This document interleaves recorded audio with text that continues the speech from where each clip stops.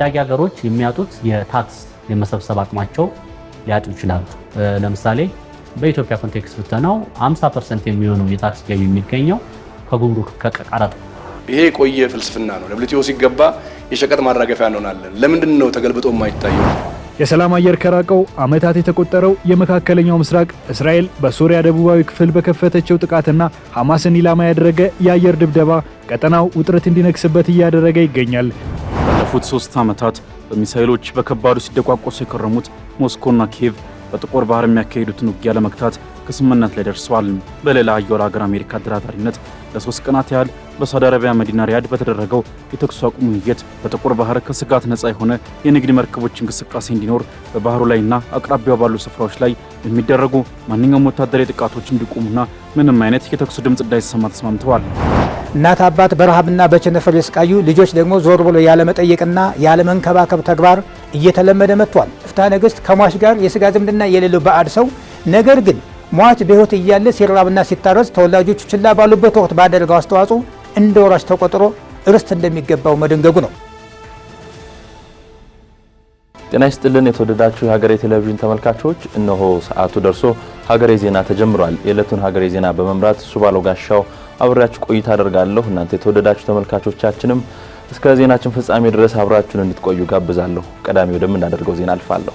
በአዲስ አበባ ከተማ ከ85,000 በላይ የሚሆኑ ሰዎች ውሎና አዳራቸውን በጎዳና ላይ ማድረጋቸው ተነገረ። በአማራ ክልል ባለው የጸጥታ ችግር ሳቢያም የጎዳና ተዳዳሪዎች ቁጥር እየጨመረ መሆኑ ተሰምቷል። ናርዶስ ታምራት ተጨማሪ አላት። በኢትዮጵያ በተለያዩ ክፍሎችና በርዕሰ መዲናዋ አዲስ አበባ ውሎና አዳራቸውን ጎዳና ላይ ያደረጉ ዜጎችን መመልከት አዲስ አይደለም።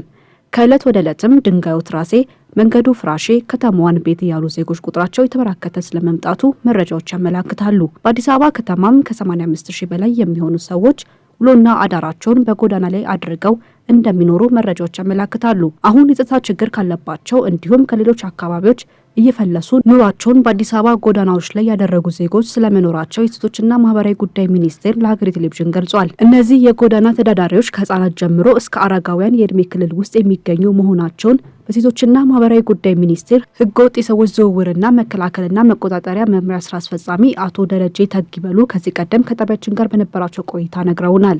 ግጭት አካባቢ ያሉ ግጭቱን ወይም ጦርነቱን ፈርተው የሚወጡ ሰዎች አሉ።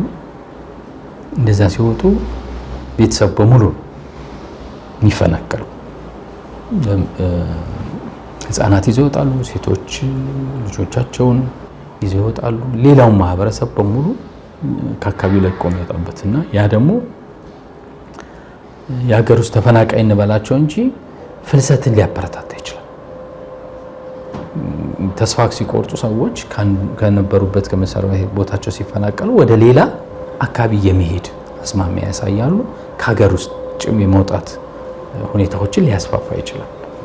አካባቢያቸው ላይ ሰላም ያለ መኖር እንዲህ አይነት ነገሮችን ከሚያስፋፉ ነገሮች አንዱ ነው። ሌላው ደግሞ እንደዚሁ በህገወጥ አዘዋዋሪዎች የሚመጡም አሉ። በተለያየ ምግብ ደላላ በመናም ጉልበታቸውን ለመበዝበዝ ሲባል የሚያመጧቸው አሉ። እንደገና ደግሞ ባቻ ክፊት ይመጣሉ። በሀገሪቷ በተለያዩ አካባቢዎች የሚስተዋሉ የጸጥታ ችግር የጎዳና ተዳዳሪዎች ቁጥር እንዲጨምር ማድረጋቸውን አስመልክቶ መረጃዎች ይፋ ተደርገዋል። ላብነትም በአማራ ክልል ባለው የጸጥታ ችግር ሳቢያ የጎዳና ተዳዳሪዎች ቁጥር እየጨመረ እንደሆነ የክልሉ የሴቶች ህጻናትና ማህበራዊ ጉዳይ ቢሮ አስታውቋል። የቢሮ ማህበራዊ ጥበቃ ማስተባበሪያና መከታተያ ዳይሬክቶሬት ዳይሬክተር አቶ በላይነህ ጸጋ ለጣቢያችን እንደተናገሩት በአሁኑ ወቅት በቢሮ የተመዘገቡ የጎዳና ተዳዳሪዎች 8500 አካባቢ ቢሆኑም ይህ ቁጥር እስከ 17000 ሊደርስ እንደሚችል ጠቁመዋል። አሁን ከረንትሊ ወደ ሬጅስተር ያደረግናቸው ወደ 8500 አካባቢ የሚደርሱ የጎዳና ተዳዳሪዎች አሉ ማለት ነው። በእጃችን ያልደረስንባቸው ወረዳዎች፣ ቀበሌዎች መኖራቸውን ግምት ውስጥ አስገብተን ማየት ይኖርብናል። በጣም ጥቂት በሚባሉ ወደ ከ200 በላይ ወረዳዎች አሉ፣ ግን የደረስነው ከ100 አይበልጡ ማለት ነው። አብዛኞቹ 50% መድረስ ያልቻልንበት ተስፋ ያለ ማለት ነው። ስለዚህ ከዚህ አንፃር ነው የሚታየው ችግሩ። ይሄንን ወደ እጥፍ ስንቀይረው ወደ 16-17 አካባቢ ጎዳና ተዳዳሪ ይኖራል ማለት ነው። ቢሮ ከአጋር አካላት ጋር በመሆን የጎዳና ተዳዳሪዎችን ለማንሳት እየሰራ መሆኑን አክለው የተናገሩት አቶ በላይነህ ባለፈው ወራት ውስጥ 2000 የጎዳና ተዳዳሪዎችን ከጎዳና ለማንሳት መሞከሩን አስረድተዋል። ቢሮ የጎዳና ተዳዳሪዎችን በመደበኛ ወደ መጡበት እንዲመለሱ ለማድረግ እየሰራ ነው ያሉ ዳይሬክተሩ ካለው ችግር አንጻር ጥረቱ በቂ እንዳልሆነና ትኩረት እንደሚያስፈልገው ተናግረዋል። በመደበኛነት የምንሰራቸው ስራዎች አሉ። ከጎዳና ተዳዳሪነት ህይወት እንዲወጡና ወደ መጡበት አካባቢ እንዲመለሱ ከቤተሰቦቻቸው ጋር የማቀላቀል ስራዎችን ነው ለመስራት እየሞከርን ያለ ነው። ይሄ ሲባል መደበኛ አሰራሩን ጠብቆ ይሄ ሳይንቲፊክ የሆነውን መንገድ ተከትሎ እየተሰራ ነው ለማለት ያስቸግራል። ከበቂ ማዕከላት የሉም። ክልል ውስጥ በሚገኙ ከተሞች በቂ ማዕከላት የሉም። ስለዚህ ልጆቹን ወደ ማዕከል አስገብተህ አስፈላጊው የስነልቦና ድጋፍ ተደርጎላቸው አማራጭ የትስስር መንገዶች ሁሉ ተመቻችተው ምናምን አይደለም እየተሰራ ያለው። አሁን እየሰራ ያለ ነው ባሉበት ሁኔታ ታገኛቸዋለህ። እዛ አካባቢያቸውን አድራሻቸውን ትለያለህ። ከዛ ቤተሰቦቻቸው ጋር ለማነጋገር ጥረት ይደረጋል። ቤተሰቦቻቸውን ማግኘት ካልተቻለ የአካባቢ መስተዳድር አካላት ጋር የመገናኘትና ለመመለስ እየተሰሩ ያሉ ስራዎች ናቸው ያሉት። መንግስት የጎዳና ተዳዳሪዎችን ካስከፊ ህይወት የሚላቀቁበትን ዘዴ እያበጀ እንደሆነና በተግባርም ያከናወናቸው ነገሮች ስለመኖራቸው ሲገልጽ ቆይቷል። ሀገሬ ቴሌቪዥን የሴቶችና ማህበራዊ ጉዳይ ሚኒስቴርን እነዚህን ዜጎች ከጎዳና የማንሳት ስራ እንዴት እየሄደ ነው? ምንስ ስራዎች ተሰርቷል? ሲል ጠይቋል። ዜጎችን ከጎዳና ላይ እያነሱ የማቋቋም ስራዎች የተሰራ እንደሆነ የሚገልጹት በሚኒስቴሩ የህገ ወጥ የሰዎች ዝውውር መከላከልና መቆጣጠሪያ መሪ ስራ አስፈጻሚ አቶ ደረጀ ተግበሉ ከጎዳና የተነሱ ዜጎች ወደ ቤተሰቦቻቸው በሚመለሱበት ሰዓት በበጀት እጥረት ምክንያት ድጋሚ ወደ ጎዳና እየወጡ እንደሆነ ተናግረዋል። በከተማ አካባቢ ያሉትን ደግሞ ህጻናት ወደ ሪሃቢሊቴሽን ሴንተር ውስጥ በማስገባት ተገቢ የሆነ ድጋፍ ካገኙ በኋላ ወደ አካባቢያቸው የማቀላቀል ስራዎች ይሰራሉ። የቤተሰብ አቅም ራሱ ደካማ መሆን አንዱ ቻሌንጅ ነው። ለምን ያን ቤተሰብ ህፃናቱ መረከብ የማይችል ቤተሰብ ሊሆን ይችላል። ስለዚህ ተመልሰው የማውጣት እድል አሁን ብዙዎቹ ከጎዳና የተሰብስበው ወደ ቤተሰብ የተቀላቀሉ እንደገና መልሰው የመምጣት እድላቸው ሰፊ ነው። በ2017 የበጀት ዓመት የመጀመሪያው 6 ወራት ውስጥ 24377 ሰዎች በተለያዩ ተቋማት አስተባባሪነት ከጎዳና ላይ እንዲነሱ መደረጉንም የሴቶችና ማህበራዊ ጉዳይ ሚኒስቴር አስታውቋል። ከነዚህ ሰዎች መካከልም 18000 ያህሉ ወደ መጡበት አካባቢ እንዲመለሱና ከቤተሰብ እንዲቀላቀሉ መደረጉን ከሚኒስቴሩ ያገኘነው መረጃ ያመለክታል። ኢትዮጵያ የዓለም ንግድ ድርጅት አባል ለመሆን የምታደርገውን ጥረት በመልካም ጎን የሚያዩት በርካታ ቢሆኑም አንዳንድ የምጣኔ ሀብት ባለሙያዎች ወደ ድርጅቱ የመቀላቀያ ጊዜው አሁን አይደለም ሲሉ ተደምጠዋል። ሀገሪቱ ከድርጅቱ የምታገኘው ጥቅም እንዳለው ሁሉ ከታሪፍና መሰል ክፍያዎች የምታገኛቸው ገቢዎች ሊቀንሱ እንደሚችሉ ተነግሯል። ዳግም ተገኝ በዝርዝር ተመልክቶታል።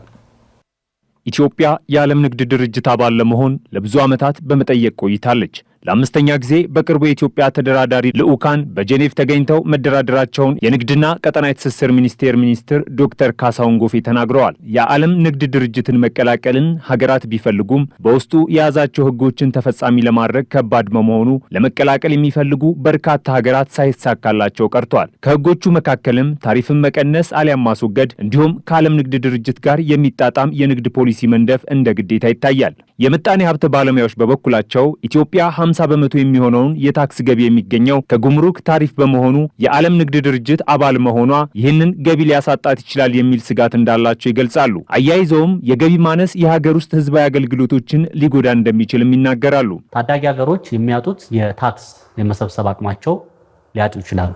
ለምሳሌ በኢትዮጵያ ኮንቴክስት ብተናው 50% የሚሆነው የታክስ ገቢ የሚገኘው ከጉምሩክ ከቀረጥ የደብሊቱ አባል ስንሆን ብዙ ታሪፎች ሊነሱ ይችላሉ። በዛ ምክንያት በዛው ልክ ኢትዮጵያ ጥቅም ማታገኝ ከሆነ ከኤክስፖርት ታዳጊ ሀገሮች ከኢምፖርት የሚያገኙት የታክስ መጠን ይቀንሳል።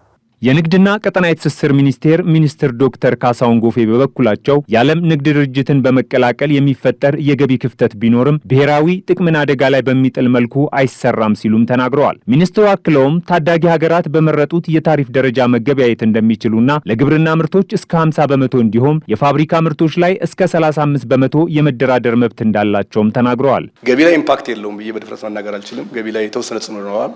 ግን ገቢያችንን አሽመድምዶ አጠቃላይ መንግስትን እጅ ከሽባ የሚያስር እንዳልሆነ በጣም ማሰብ ይቻላል። በጥንቃቄ የሚሰሩ ስራዎች እየተቀላጠፉ ነው። ከታሪፍ አንጻር በግብርና ምርቶች ከግብርና ውጪ ባሉ ምርቶች ተብሎ የሚከፈሉ ጉዳዮች አሉ። እነኚህ የራሳቸው ባውንድሬቶች አሏቸው። በሬቱ መሰረት ድርድሮች የተደረጉ ነው ያሉት። የዓለም ንግድ ድርጅት አባል መሆን መልካም ቢሆንም ቅሉ በታዳጊ ሀገራት ላይ የንግድ ሚዛን መዛባት ሊያስከትል እንደሚችልና የሀገራት ምርት ማራገፊያ እንዳንሆን ያሰጋል ሲሉ የምጣኔ ሀብት ባለሙያው ረዳት ፕሮፌሰር ዳዊት ታደሰ ይናገራሉ። የሀገር ውስጥ ኢንዱስትሪዎች ካልተበረታቱና ወደ ውጭ የሚላኩ ምርቶች ቁጥር የሚያንስ ከሆነ ፈታኝ ሊያደርገው በመቻሉ ድርጅቱን የመቀላቀያ ጊዜ አሁን አይደለም ይላሉ።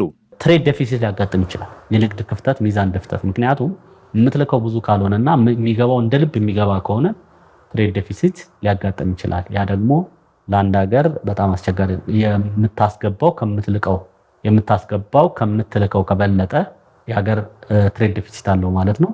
በዛ ምክንያት ሀገሮች ሊጎዱ ይችላሉ። በተለይ እንደ ኢትዮጵያ ሀገሮች ነው። የንግድና ቀጠናዊ ትስስር ሚኒስትሩ ካሳሁን ጎፌ በአንጻሩ ይህንን እንደማይቀበሉት ይናገራሉ። የሀገራት የምርት ማራገፊያ እንሆናለን የሚለው ብሂል የቆየ የምጣኔ ሀብት ንድፈ ሀሳብ ነው ይላሉ። ሀገሪቱ ኢኮኖሚያን ዘግታ ያገኘችው ምንድን ነው ማለት ያስፈልጋል ሲሉም ተናግረዋል። አክለውም የሌላ ሀገር ምርቶች ማራገፊያ እንሆናለን የሚለውን በተቃራኒው ማሰብ የሚያሻው ጉዳይ እንደሆነም ተናግረዋል። ይሄ የቆየ ፍልስፍና ነው። WTO ሲገባ የሸቀጥ ማራገፊያ እንሆናለን። ለምንድን ነው ተገልብጦ የማይታየው?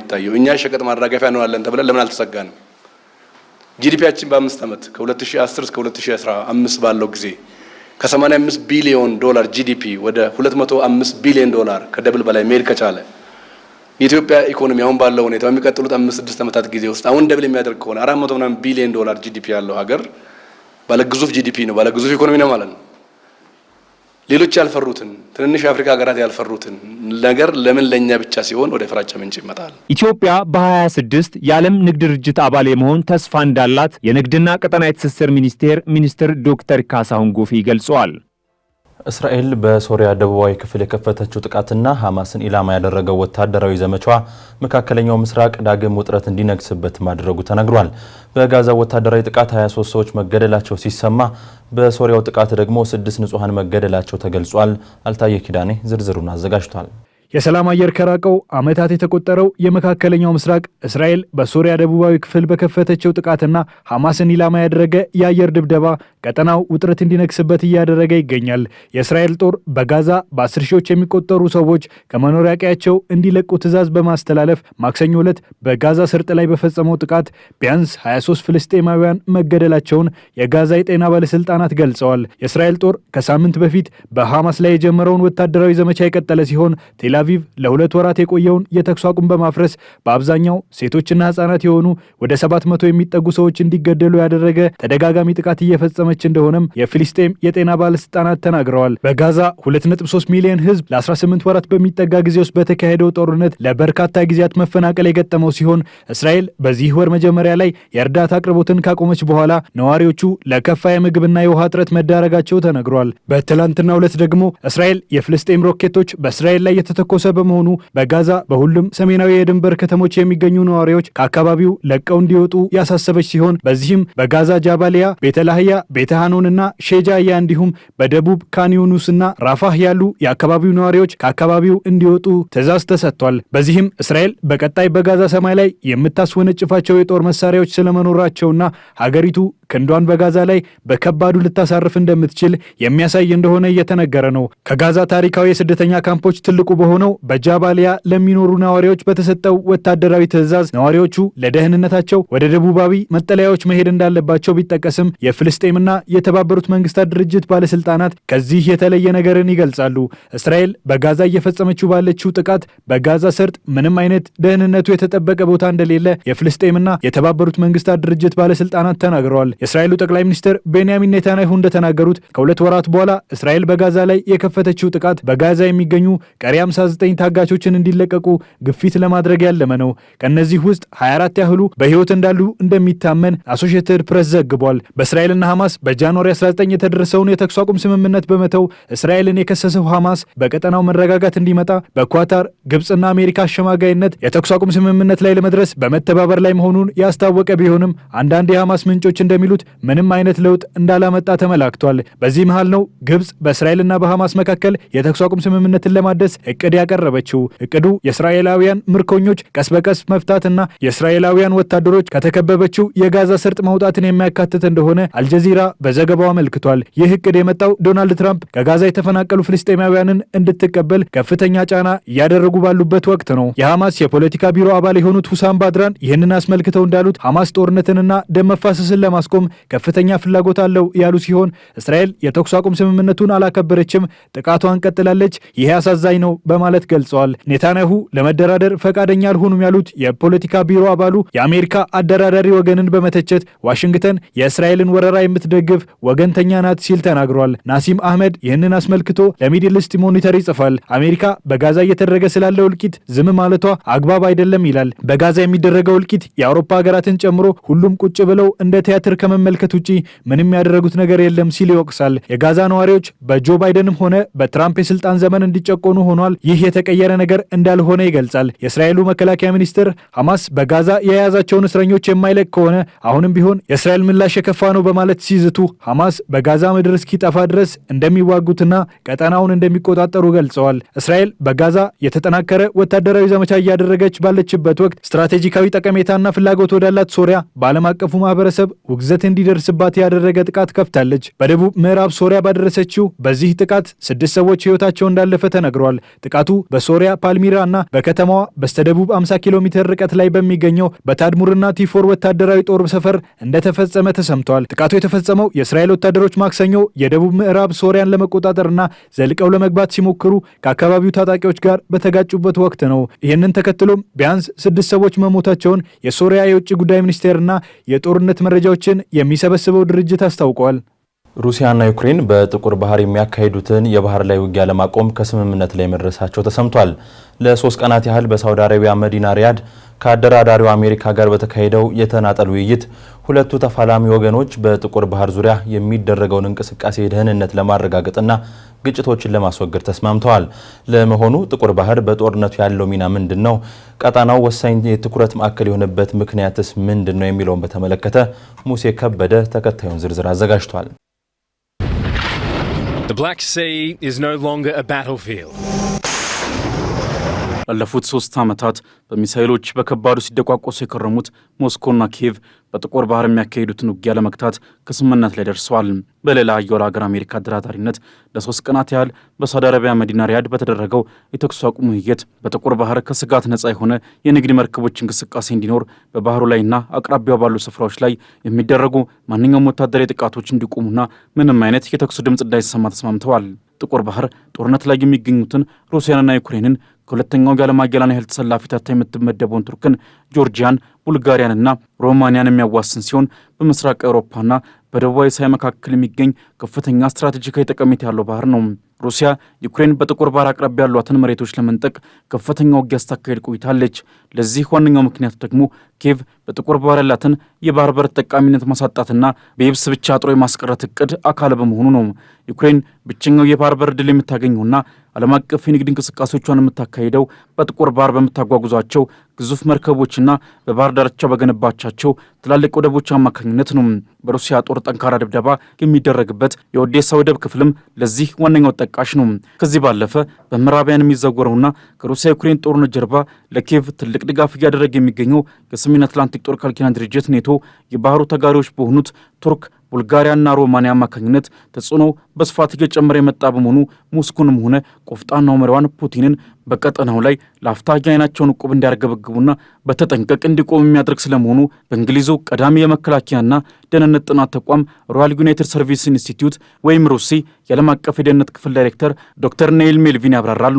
እንደሳቸው ገለጻ ከሆነ ሩሲያ እንደ አውሮፓውያን አቆጣጠር በ2008 ከሌላኛዋ የባህሩ ተዋሳኝ ሀገር ጆርጂያ ጋር ባካሄደችው ጦርነት የጆርጂያ አካል የነበሩት አብካዚያና ደቡብ ኦሴሺያ ተገንጣይ ግዛቶች እንዲሆኑና የጆርጂያ ጦር ከግዛቶቹ እንዲወጣ ማድረጓ ይህንን ስጋት ለመቀልበስና በባህሩ ላይ ያላትን ቀጥተኛ ተሳትፎ ለማስፋፋት ያለመ ነው ሲሉ ይገልጻሉ። ምንም እንኳን እንደ ክሬሚያ ሁሉ ተገንጣይ ግዛቶቹ በሩሲያ ስር ለመጠቃለል እስካሁን ፈቃደኛ ባይሆኑምና በስምምነት ባይታቀፉም ሞስኮ በካውካሰስ ቀጠና ያደረባትን ስጋት በመጠኑ መቀነስ መቻሉ ይነሳል። የተባበሩት መንግስታት ድርጅትና ኔቶን ጨምሮ የሩሲያን የገንጣይነት ሚና በማውገዝ ለግዛቶቹ የሀገርነት እውቅና የነፈጉ ቢሆንም ሩሲያ በአንጻሩ ለግዛቶቹ የሉዓላዊነት እውቅና ሰጥታለች። ፑቲን በደቡብ እስያ የካውካሰስ ክፍል በአርሜኒያ እንደገነቡት የጦር ሰፈር በጆርጂያ ተገንጣይ ግዛቶችም ግዙፍ የጦር ሰፈር በማቋቋም በጥቁር ባህር ያላቸውን ተጽዕኖና ተሳትፎ የማሳደግ የረጅም ጊዜ ትልም አላቸው ሲሉ ዶክተር ኔል የሩሲያን በቀጠናው ያላትን ጠንካራ ፍላጎት ያስረዳሉ። ከዚህ በተጨማሪ ሩሲያ ከፈረንጆቹ አቆጣጠር 2014 ጀምሮ ደግሞ ኃይሏን ወደ ዩክሬን ምስራቃዊ ክፍል በማስፋት ክሬሚያን የያዘች ሲሆን ከኪየቭ ጋር በ2022 ጦርነት የከፈተችውም በዋናነት ይህንኑ የኔቶን የቀጠናው ተስፋፊነት ለመግታት መሆኑን በየወቅቱ ይገለጻል።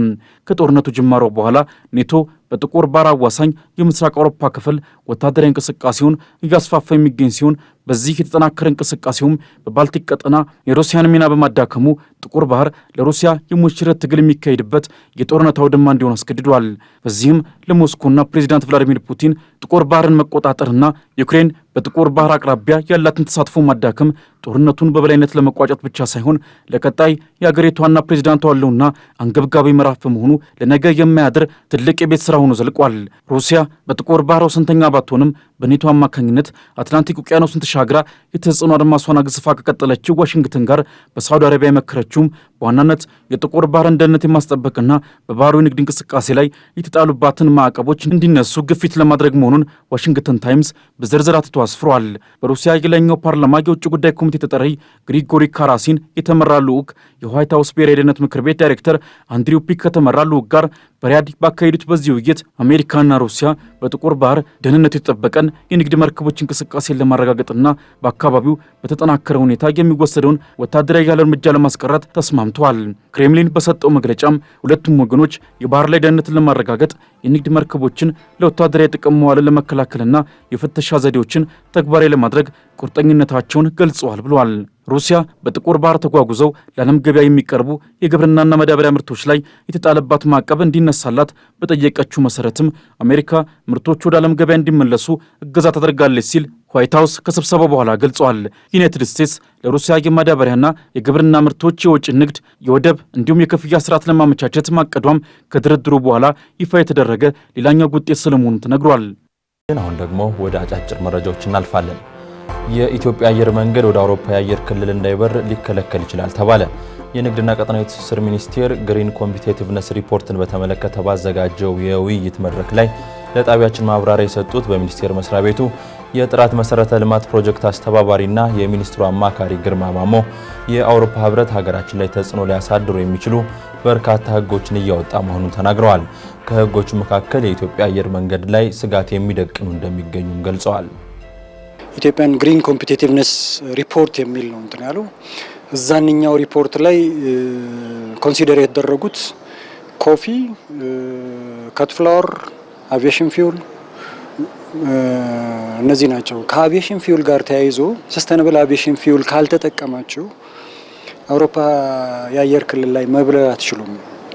ፓርት ኦፍ ዘ ሬጉሌሽን የሚሆንበት እንትን ያለው። ስለዚህ ማንኛውም የአየር መንገድ ሰስተነብል አቪዬሽን ፊውል መጠቀሙን የማስረዳት በርደን እሱ ላይ ነው የሚወድቀው ማለት ነው። ስለዚህ ሰስተነብል አቪዬሽን ፊውል መጠቀም ግዴታ እየሆነ እየመጣ ነው። ስለዚህ እሱም አት ዋን ፖይንት ኦፍ ታይም ኢትዮጵያን ኤርላይንስ ላይ ትልቅ ትሬት ሊሆን ይችላል። ይሄ ከግሪን ኮምፒቲቲቭነስ ሪፖርቲንግ ጋር ተያይዞ ያለው ፒክቸር ነው። ወጣቶች ለስራ ፍለጋ ከተሞችንና የቅጥር ስራን አማራጭ አድርገው የሚመለከቱ መሆኑን ተከትሎ የአምራቾች ቁጥር አነስተኛ መሆኑ ተነገረ። በኢትዮጵያ ያለውን ከፍተኛ የስራ አጥነት ችግር ከመፍታት አኳያ የግብርናው ዘርፍ ከፍተኛ አቅም ያለው መሆኑም ነው የተነገረው። በኢትዮጵያ የስራ ዕድል የመፍጠር አቅም ካላቸው ዘርፎች መካከል 54 በመቶውን ድርሻ የሚይዘው የግብርናው ዘርፍ እንደሆነም ጣቢያችን ያነጋገራቸው የግብርና ዘርፍ ተመራማሪዎች ጠቁመዋል። አብዛኛው የስራ ዕድል ያለውም በከተሞች ሳይሆን በገጠሩ የሀገራችን ክፍል ነው ሲሉም ተመራማሪዎቹ ተናግረዋል።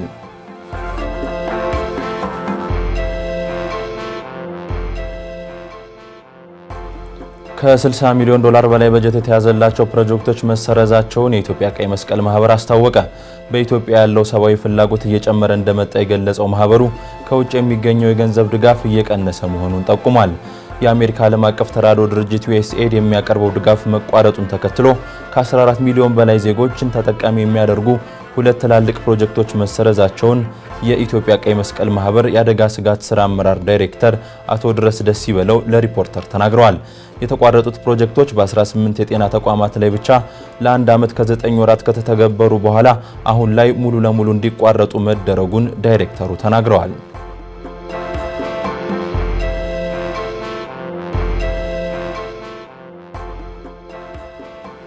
የሱዳን ጦር የሀገሪቱን ብሔራዊ ባንክ ጨምሮ በርካታ የመንግስት መስሪያ ቤቶችን መቆጣጠሩን የጦሩ ቃል አቀባይ ብርጋዴር ጀነራል ነቢል አብደላህ ተናገሩ። የሱዳን ጦር በሱዳን ፈጥኖ ደራሽ ኃይል ተይዞ የቆየውን የሀገሪቱን ቤተ መንግስት ያሳለፍነው አርብ ከተቆጣጠረ በኋላ ቁልፍ የሚባሉ የመንግስት መስሪያ ቤቶችን እየተቆጣጠረ ይገኛል ተብሏል። ከሀገሪቱ ብሔራዊ ባንክ በተጨማሪ ብሔራዊ የደህንነት ቢሮና የትምህርት ተቋማት በጦሩ ቁጥጥር ስር ውለዋል ሲል አፍሪካ ኒውስ ዘግቧል። የሱዳን የእርስ በርስ ጦርነት በሚሊዮን የሚቆጠሩ ሰዎችን ከቤት ንብረታቸው ሲያፈናቅል በሺዎች የሚቆጠሩ ሰዎችን ደግሞ ለህልፈተ ህይወት ዳርጓል።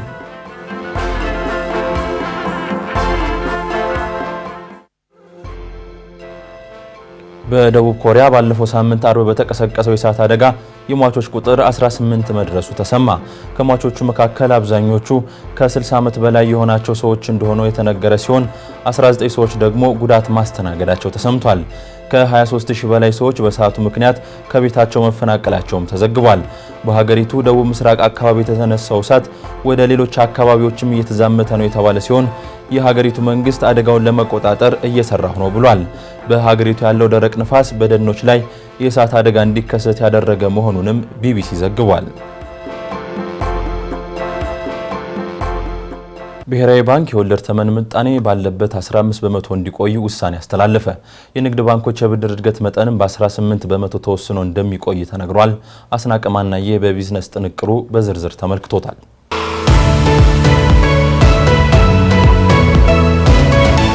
በኢትዮጵያ ከፍ ብሎ የሚታየውን የዋጋ ግሽበት ለመቀነስና ግምታዊ አስተሳሰቦችን ለመቆጣጠር የፖሊሲ ተመን የወለድ መጠን 15 በመቶ ላይ እንዲቆይ ተወስኗል። በወለድ ተመን ላይ ወደ ተመሰረተ የገንዘብ ፖሊሲ አስተዳደር የሚደረገው ሽግግር ገና በመሆኑ የባንኮች የብድር እድገት ላይ የተቀመጠው ገደብ ባለበት 18 በመቶ ሆኖ እንዲቆይ ብሔራዊ ባንክ ውሳኔ አሳልፏል።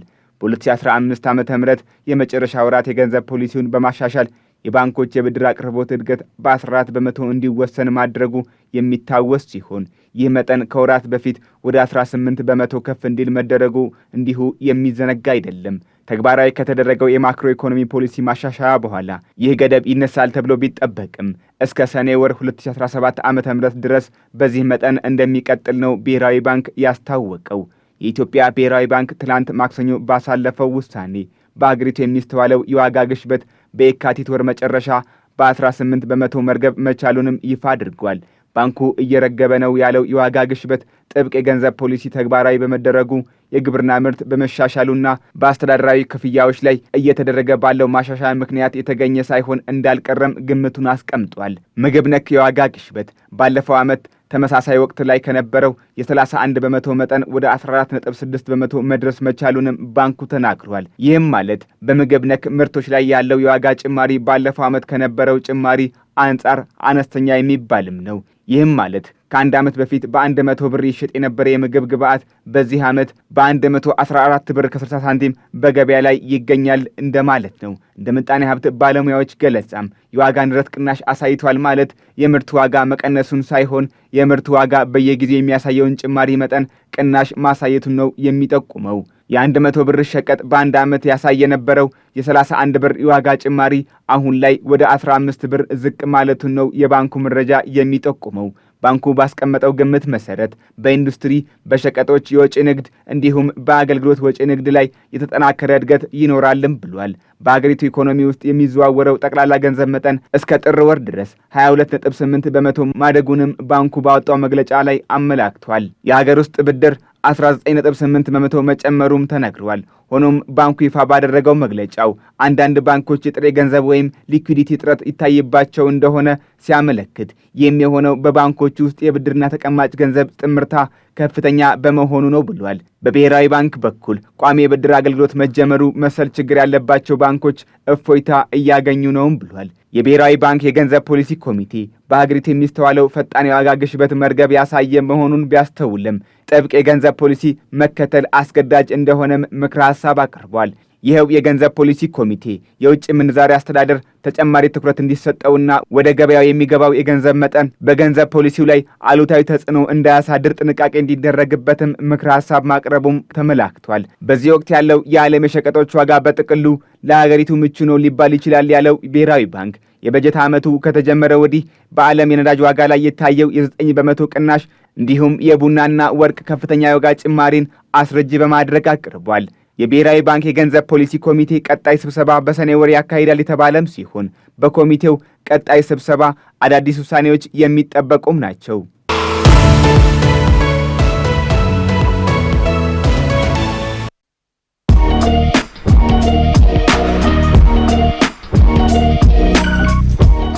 ውርስ በፍትሐ ነገሥትና በዘመናዊ ሕግ ያለውን ግንኙነት በተመለከተ ሕግ ነክ መረጃ ላካፍላችሁ።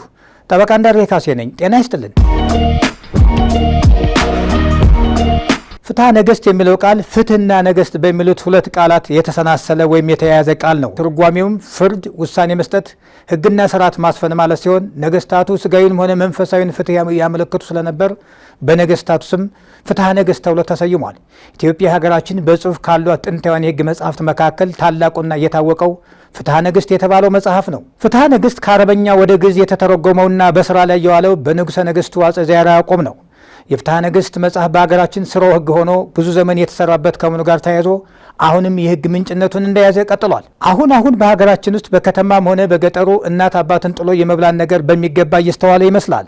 እናት አባት በረሃብና በቸነፈር የስቃዩ፣ ልጆች ደግሞ ዞር ብሎ ያለመጠየቅና ያለመንከባከብ ተግባር እየተለመደ መጥቷል። እናት አባታቸውን ሜዳ ላይ ጥለው ንብረታቸውን ብቻ ለመሮስ የሚጠባበቁ ልጆች ሊቀጡ የሚገባው ከውርስ በመንቀል ቢሆንም ነገር ግን አልተንከባከበኝም፣ ቢረበኝም አላበላኝም፣ ብታረዝም አላለበሰኝ የሚሉት ነገሮች ከውርስ ለመንቀል ምክንያት አለመሆኑን በመግለጽ ፍርድ ቤቶች አስገዳጅ ውሳኔ በመስጠት ተከትሎ ዘመኑን የዋጁት መስሎ አይታይም። ከዚህ ይልቅ ፍትሐ ነገሥቱ የስጋ ዝምድና የሌላቸውም ሰዎች ቢሆኑ ሟቾችን ከተንከባከቡ እንደ ስጋ ዘመድ ተቆጥረው ወራሽ ሊሆኑ እንደሚችሉ የሚደነግገውን ድንጋጌ ስንመለከት ከ600 ዓመት በፊት ሆኖ አሁን ላይ ያለውን ዘመን እጅግ በጣም በረዘመ መነጽር የተመለከተ ሕግ መሆኑን ያሳያል።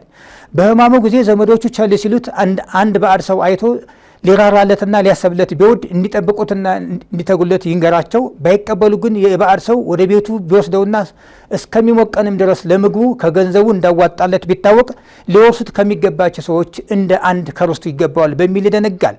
በሌላ አነጋገር በፍትሐ ነገሥት ከሟች ጋር የስጋ ዝምድና የሌለው ባዕድ ሰው ነገር ግን ሟች በሕይወት እያለ ሲራብና ሲታረዝ ተወላጆቹ ችላ ባሉበት ወቅት ባደረገው አስተዋጽኦ እንደ ወራሽ ተቆጥሮ ርስት እንደሚገባው መደንገጉ ነው። የዚህ ድንጋጌ መሰረታዊ ነጥብ የሟች ዘመዶች ወይም ተወላጆች የእነሱን እርዳታ ሲፈልግ ሳይረዳ በመቅረቱ ላይና የሟች ተወላጆች የሟችን የውርስ ንብረት ለመሮስ ሲሉ ብቻ የሟችን ሞት በጉጉት የሚጠባበቁ ወራሾችን ነው።